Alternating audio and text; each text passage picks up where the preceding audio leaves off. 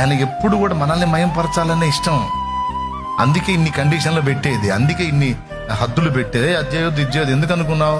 ఇవన్నీ చేస్తే నీకు చెడ్డ పేరు వచ్చిద్దిరా, నిన్ను తిడితే తట్టుకోలేను, నిన్ను మయంపరచాలరా. అమ్మా 10 మందికి నిన్ను ఒక జ్యోతిగా చేయాలమ్మా, 10 మందికి నిన్ను ఒక దీపంగా చేయాలమ్మా, 10 మందికి నిన్ను ఒక వెలుగు కావాలమ్మా. నేను వెలుగునమ్మా, నా పిల్లలు మీరు కూడా వెలుగమ్మా. నేను వెలుగై నాకు పుట్టిన పిల్లలు మీరు చీకటి కాకూడదమ్మా. అయ్యా అట్లా చేయొద్దు నాన్న. సమాజంలో నిన్ను ఒక జ్యోతిగా ఉంచాలనుకున్నాను రా.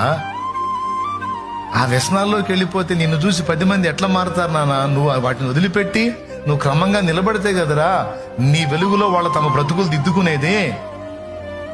నీ మార్పును చూస్తే కదయ్యా వాళ్ళు మారేది. అప్పుడు కదా నువ్వు వాళ్ళకి దీపం అయ్యేది. నువ్వే ఈ వంకర టెంకర్లో ఉంటే ఎట్లా నాన్నా? నువ్వు కంట్రోల్ చేసుకోరా. 10 మంది నిన్ను ఒక దీపంగా భావించి నిన్ను గణపరుస్తుంటే ఆ శుభదినం చూడాలని ఆశపడుతున్నాను రా.